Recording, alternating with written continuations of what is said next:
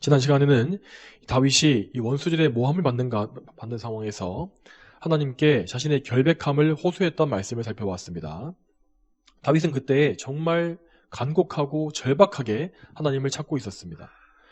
그는 당장이라도 사울에게 붙잡혀서 죽임을 당할 수 있는 상황이었고, 그래서 하나님의 개입하심이 지금 즉시 필요했습니다. 그래서 다윗은 다른 시편들보다 훨씬 더 대담한 호소를 계속 이어가고 있는 것입니다. 자, 먼저 6절에서 다윗은 하나님께서 지금 상황에 침묵하고 계시는 것에 대해서 강하게 호소하며 항의하는 기도를 하고 있습니다. 그는 하나님께 노여움으로 일어나셔서 나를 위해 깨어나소서라고 기도하고 있습니다. 그는 하나님께서 이 공의로운 심판주의심을 믿고 있었습니다. 그렇지만 다윗이 보기에 지금 당장 하나님께서는 마치 업무를 쉬고 있는 재판관처럼 보였던 것입니다. 다윗은 하나님께서 졸지도 않으시고 항상 깨어 계신 분임을 믿었습니다. 그렇지만 그는 하나님의 개입을 간구하는 답답한 마음을 담아서 이렇게 비유적인 표현을 하면서 깨어나십시오 라고 했던 것입니다. 다윗은 하나님께서 더 이상 침묵하지 않으시고 즉시 심판을 행해 주시기를 간구합니다. 또 이어지는 7절의 말씀은 재판관이 자신의 자리에 돌아와서 심판을 집행하는 모습을 떠올리게 합니다. 하나님은 모든 민족들을 심판하시는 분이시므로 그분께서 심판을 행하시면 민족들의 무리가 그분을 둘러서게 될 것입니다. 심판 주신 하나님께서는 모든 민족들을 위해 계셔서 모든 사람을 그들의 행위대로 심판하시는 공의로운 분이십니다. 그리고 다윗은 자신이 당하고 있는 이 억울한 상황에 대해서 하나님의 공의가 나타나기를 기다리고 있습니다. 자, 7절 마지막에서 그는 하나님께 돌아오소서라고 간구하는데, 이처럼 그는 하나님께서 제발 침묵하지 마시고 자신을 멀리하지도 마시고 공의를 속히 행해달라고 호소하는 것입니다. 이렇게 우리가 살다 보면 이 말씀에서처럼 하나님께서 완전히 침묵하고 계신 것처럼 보일 때가 있습니다. 마치 하나님께서 깊은 잠에 빠지신 것처럼, 또 나를 잊어버리신 것만 같은 때가 있다는 것입니다. 심지어 하나님께서 나를 적대시하는 것처럼 보이는 상황이 올 수도 있습니다. 그렇지만 우리는 그럴 때에 이러한 시편의 말씀을 기억하고서 하나님께 믿음으로 호소할 수 있어야 합니다. 하나님은 결코 우리의 절박함을 모르시는 분이 아니시고, 또한 원수들의 악행 역시 못 본 채 하시는 분이 아니십니다. 하나님께서 당장은 시간을 지체하시는 것처럼 보일지라도 그분은 반드시 정확한 타이밍에 개입을 해주실 것입니다. 시편 78편 65절과 66절 말씀이 이렇게 나와 있습니다. 주께서 잠에서 깨어나듯 포도주로 인하여 외치는 용사처럼 일어나셨고 그 대적을 물리치시고 그들에게 영원한 수치를 주셨다. 이 말씀과 같이 하나님은 결코 영원히 침묵하시지 않습니다. 하나님은 반드시 가장 적절한 때에 그분의 공의를 세우실 것이며 의인들의 억울함과 괴로움을 풀어주실 것입니다. 자, 또 8절과 9절 말씀에 이어서 다윗은 내 의와 내 성실함에 따라서 나를 판결하소서, 악한 자의 악은 끊으시고 의로운 자는 세우소서, 의로우신 하나님께서는 마음과 심장을 살피십니다 라고 하였습니다.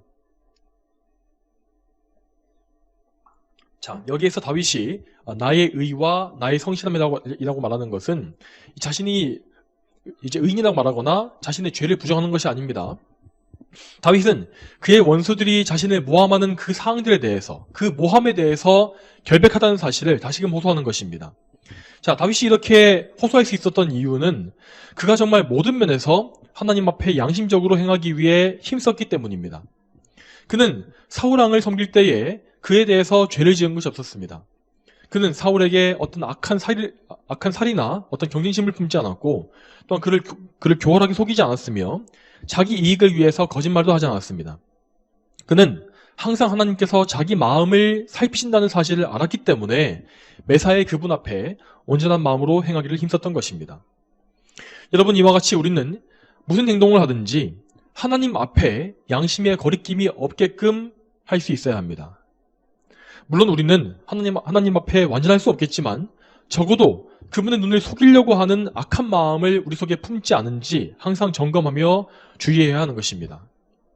여러분, 우리가 아무리 자기의 겉모습을 선하게 꾸밀지라도 하나님은 우리 마음의 의도와 중심을 알고 계십니다.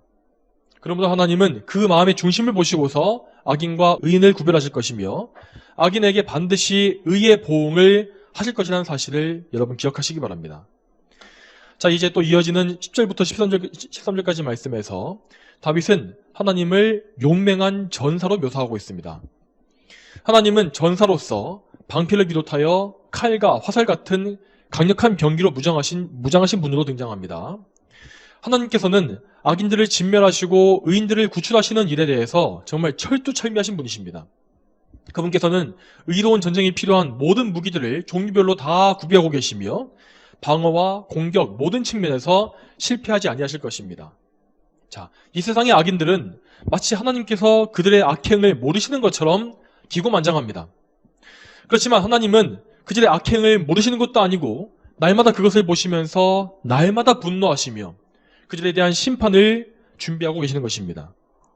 여러분, 이 본문에서 하나님께서 이 심판을 준비하시는 모습이 얼마나 무섭게 나타나는지를 잘 보시기 바랍니다. 하나님은 칼을 가시며 활을 당겨 쏠 준비를 하시고 또 살상 무기를 갖추시며 화살에 불을 붙이신다고 하였습니다. 자, 오늘날 이 세상의 기독교는 하나님을 대단히 온화하고 부드러운 분으로만 묘사하지만 이 말씀과 같이 하나님은 정말 어떤 강한 용사로서 누구도 대적할 수 없는 강한 힘을 가지신 분이신 것입니다. 자, 이처럼 하나님을 강한 용사로 드러내는 말씀은 이 구약 성경에서뿐만 아니라 신약 성경에서도 똑같이 나오고 있습니다. 자, 대표적으로 요한계시록 말씀에서 성자 예수님께서는 흰 말을 타고 백마를 타고 하늘의 군대를 이끄시는 용맹한 장군으로 나오지 않습니까? 예수님은 이 세상에 계실 때에 겸손하게 자신을 낮추셔서 어린 나귀를 타시는 왕이셨지만 장차 이 세상을 심판하실 때에는 장군들이 타는 흰 말을 타시고 공의로 심판하며 싸우실 것이라고 말씀하셨습니다.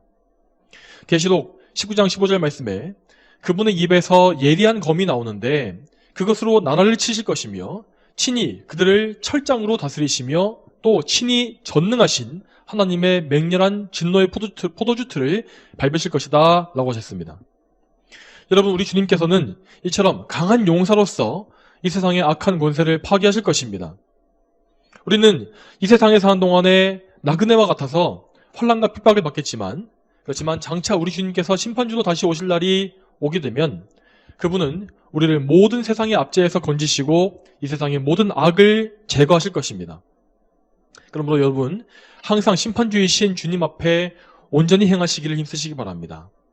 성령님께 여러분 자신을 거룩하게 성화시켜달라고 간구하시고 또한 날마다 회개하심으로 의로운 심판주 앞에 서실 준비를 해나가시기 바랍니다. 또한 악인을 만나시더라도 악인에게 악으로 맞서지 마시고 항상 공의로우신 하나님께 모든 것을 다 아뢰십시오. 그리고 거기에서 더 나아가서 여러분을 악하게 치는 원수라 할지라도 그를 불쌍히 여기는 마음을 가질 수 있는 예수님의 사랑을 품을 수 있도록 늘 하나님께 도움을 간구하시길 바랍니다.